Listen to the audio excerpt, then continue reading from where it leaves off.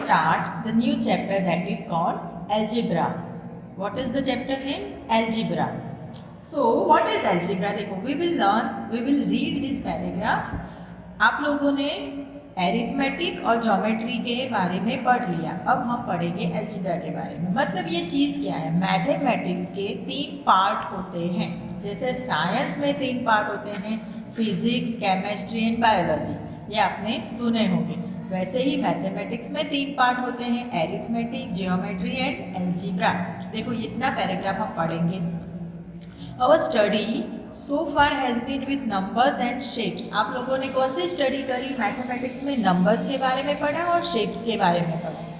We have learn numbers, operations on numbers and properties of numbers. We applied our knowledge of numbers to various problems in our life. Numbers का use हम life में कोई भी problem solve करने के लिए करते आते हैं. The branch of mathematics in which we studied numbers is arithmetic. तो नंबर्स का यूज़ करते हैं, उसको एरिथमेटिक बोलते हैं. We have also learn about figures in 2 and 3 dimensions and their properties. फिर हमने फिगर्स के बारे में सीखा. The branch of mathematics in which we studied shapes. Shape और फिगर जो हम बनाते हैं उसको बोलते हैं ज्योमेट्री.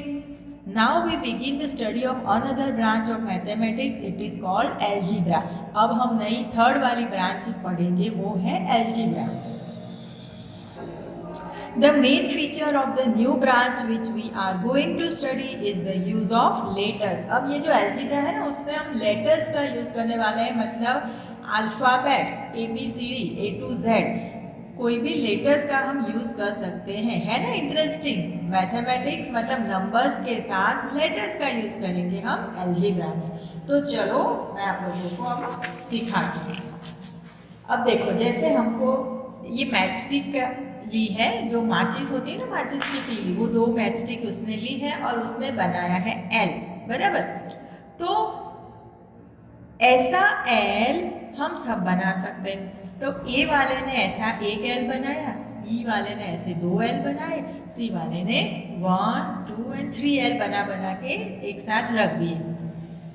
तो अब तुम्हारे क्लास बहुत सारे बच्चे होंगे, उनको अलग अलग बहुत, मतलब कोई किसी को ज़्यादा L बनाने, किसी को कम L बनाने. तो वो लोग टीचर्स को पूछ रहे हैं कि हमको कितनी मैच स्टिक चाहिएगी.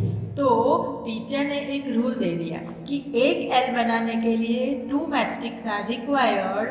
तो अब आपको जितने भी L बनाने हैं वो आपको n number of match stick, मतलब आप लोग लिख दोगे n. क्या लिखोगे? आपका वेरिएबल हो जाएगा n. तो यही एल्जेब्रा में यूज़ करेंगे. जैसे n, तो 2 मैच स्टिक चाहिए एक L बनाने के लिए, उसको मल्टीप्लाई कर देने का. आपको जितने भी L बनाने, कोई बोलेगा मुझे 5 L बनाने, तो उसको कितने मैच स्टिक चाहिए कि 2 × 5 मतलब 10 मैच स्टिक उसको चाहिए. कोई बोलेगा मुझे तो 15 L की लाइन करनी है, लंबी लंबी, तो 2 × 15 तो 30. तो 2 × 15 30. तो इस तरह से ये हम लोग एक रूल बना सकते हैं L बनाने का. अब इस तरह से दूसरा दिया है, तो इसका रूल हो गया 2n. 2 × n के बदले हम 2n लिख सकते हैं. बराबर. इसका मतलब ही 2 × n होता है. अब दूसरा एग्जांपल दिया है यहाँ पे C बनाने का. देखो, C बनाया उसने, एक C से शुरू किया है, तो C ऐसे ज्वाइन कर दिए सारे C उसने. तो C बनाने के लिए 1, 2 और 3 मैच स्टिक चाहिए. और कितने C बनाने हैं वो हमको यहाँ n समझ के, n के पहले आप कुछ भी यूज़ कर सकते हो, कोई भी लेटर, पर मैं अभी n से आपको एग्जांपल दे रही हूँ. बुक वाले ने भी n दिया है. तो C का रूल हो गया 3n. ओके. उसके बाद टर्न द पेज. अब यहाँ दिया है F. देखो, F बनाने के लिए 1, 2, 3 और 4, तो 4 × n. F बनाने के लिए रूल हो गया 4n. ओके. तो इस तरह से लेटर्स का यूज़ करते हैं एल्जेब्रा. चलो अब मैं आपको दिखाती हूँ. यहाँ पे हमारी एक्सरसाइज हम शुरू करेंगे. एक्सरसाइज 11.1. सो आप लोग क्या करोगे? 11.1 लिखा. अब चलो रीड करते हैं question 1. Find the rule which gives the number of matchstick required to make the following matchstick patterns. Use the variable to write the rule.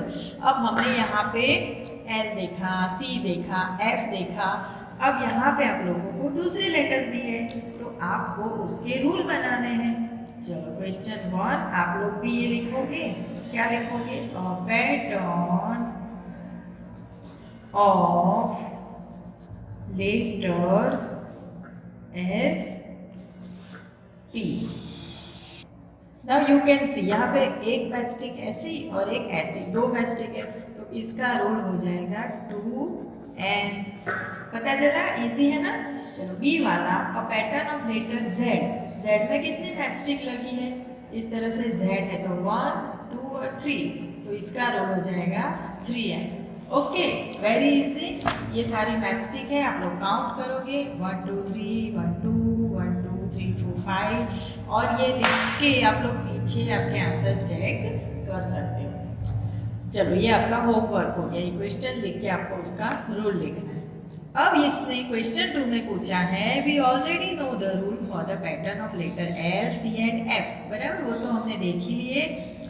Some of the letters from question 1 give us the same rule as that given by L. तो same है. Which are these?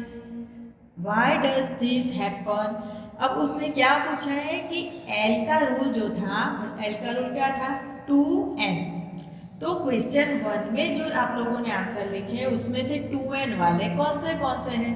तो आप लोग देख सकते हो कि T और V उसमें 2n आया. तो आप लोगों को इसका आंसर लिखना है T एंड V. ये आपको नोटबुक में लिख के आंसर लिखना है T एंड V. चलो question 3. Cadets are marching in a parade. There are 5 cadets in a row. Cadets मतलब सोल्जर्स, सैनिक होते हैं ना, वो परेड कर रहे हैं. तो एक रो में, एक लाइन में 5 सोल्जर है. What is the rule which gives the number of cadets given the number of rows? Use n for the number of rows. अब एक रो में तो 5 सैनिक हमने खड़े कर दिए, पर रो कितनी करनी है ना, ऐसे 1 बाय 1 कितने खड़े करने ना, वो भी फिक्स नहीं है. तो जो उसका हेड था ना उसने बता दिया कि आपका रूल हो जाएगा 5n. अब n मतलब रो, जितनी रो करो 5 से मल्टीप्लाई कर देना, उतने टोटल सोल्जर्स चाहिए. बराबर, तो कितने टोटल सोल्जर्स चाहिए? 5n. तो आपका रूल हो जाएगा 5n. इस तरह से क्वेश्चन 4 में बोला है if there are 50 mangoes in a box how will you write the total number of mangoes in terms of the number of boxes. एक बॉक्स में 50 मैंगो है तो टोटल नंबर ऑफ बॉक्सेस में कितनी मैंगो होगी? Use B for the number of boxes. अब यहाँ पे बी यूज करना है, जैसे ऊपर हमने n यूज किया था, यहाँ b यूज करना है. तो इसका रूल हो जाएगा 50b. इजी है ना बेटा. चलो अब क्वेश्चन 5 आप खुद करोगे और क्वेश्चन 6 भी खुद करोगे. लिखने के बाद आप लोग पीछे आंसर चेक कर सकते हो. तो क्वेश्चन 6 तक हो गया आपका होमवर्क. बराबर. अब देखो क्वेश्चन 6 में ना किलोमीटर वर्ड लिखना पड़ेगा पीछे. 1t किलोमीटर उसका आंसर आ जाएगा. तो अच्छे से समझ के करना. क्वेश्चन 6 तक क्वेश्चन लिख के फिर आंसर तो एक वर्ड के ही हो गए, तो क्वेश्चन लिख के अच्छे से इतना नोटबुक में तैयार कर देना. ओके स्टूडेंट्स, आगे बढ़ेंगे नेक्स्ट वीडियो में. Till then bye.